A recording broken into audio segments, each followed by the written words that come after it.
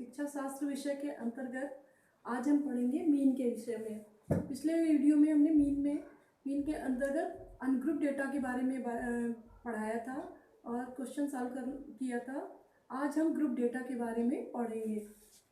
Group data के अंतर्गत दो मेथड होते हैं, एक लॉन्ग मेथड और दूसरा शॉर्ट मेथड। तो आज हम लॉन्ग मेथड के विषय में ही बात करेंगे।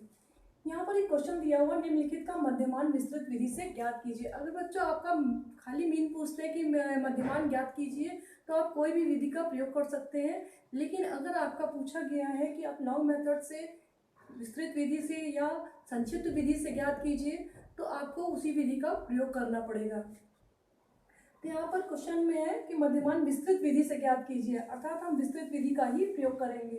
तो यहाँ पर हमें कुछ डेटा प्राप्त हुए हैं, 0 से 10, 10 से 20, 20 से 30, 30 से 40 और 40 से 50 हमें डेटा प्राप्त हुए हैं और ये इसकी फ्रीक्वेंसी दी हुई है, यानी आवृत्ति दी हुई है। तो इसको हम पूरी सारणी बना लेते हैं। तो यहाँ पर हम CI लिख लेते हैं। CI का मतलब है क्लास इंटरवल।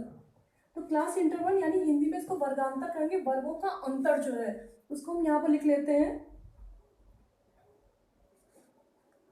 0 से 10, असेंडिंग ऑर्डर में हम लिखते हैं। फिर 10 से 20, फिर 20 से 30, फिर 30 से 40, फिर 40 से 50। ये हमें CI प्राप्त हो गया। अब हम फ्रीक्वेंसी लिख लेते हैं। यहाँ पर आवृत्ति मतलब फ्रीक्वेंसी, S से हम डिनोट करते हैं। फ्रीक्वेंसी हमारी है 12, 6, 26, 11 और 5। फ्रीक्वेंसी के बारे में भी बता चुके, फ्रीक्वेंसी क्या होती है। CI के बारे में भी तो हम बात कर चुके हैं। अब हमने फ्रीक्वेंसी लिख ली और CI लिया। सबसे पहला काम हम फ्रीक्वेंसी को जोड़ लेते हैं। तो इसको जोड़ते हैं 9 और 5 और 1 6, 7 8 और 1 9, 6 और 1 7 8 9 हो गया। 6 1 7 8 9 1 10, 5 और 6 6 6 12 12 और 14 16 18 19 20 और 2 1 3 4 5 और 6, यानी कुल 60 आपकी आ जाएगी। ये हमारा टोटल नंबर प्राप्त हो गया, n बराबर 60 हो गया। अब हम निकालेंगे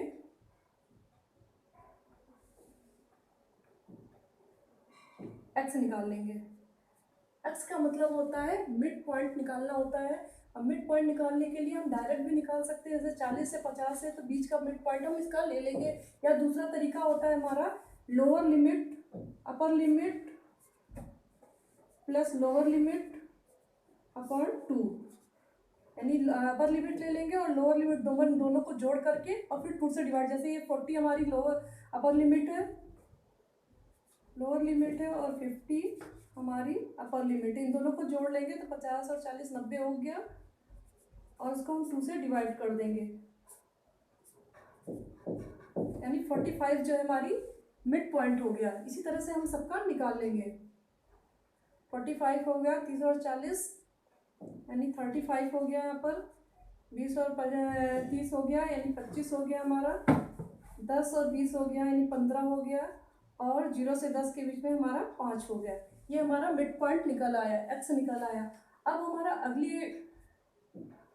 अगला स्टेप हो गया fx निकालने के लिए। fx कैसे निकालते हैं, f और x अर्थात हो गया आपका f में x को मल्टीप्लाई कर देंगे।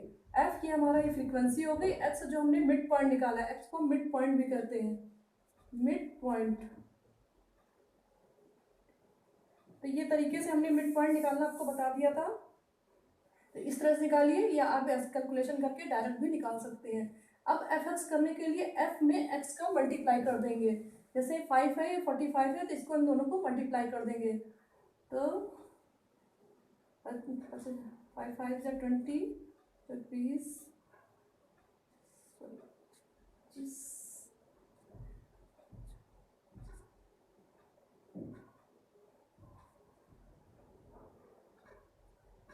22 हो गया, और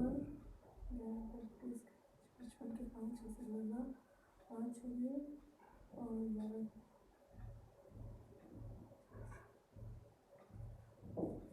85 हो गया, और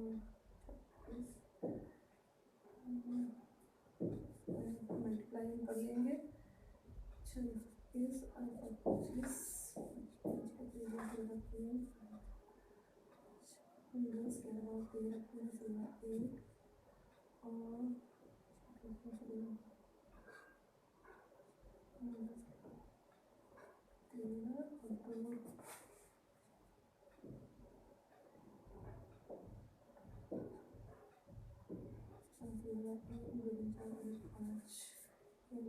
13 5 और 650 हो गया, और 690 हो गया, और 60 हो गया। इस तरह से हमारा ये FS यानी इसमें इसको हमने मल्टीप्लाई किया तो हमारा निकल आया है।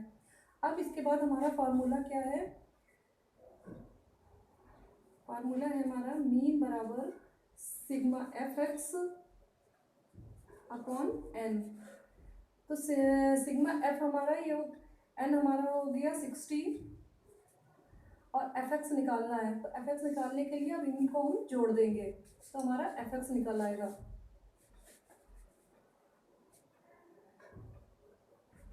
5 और 5 10 हो गया,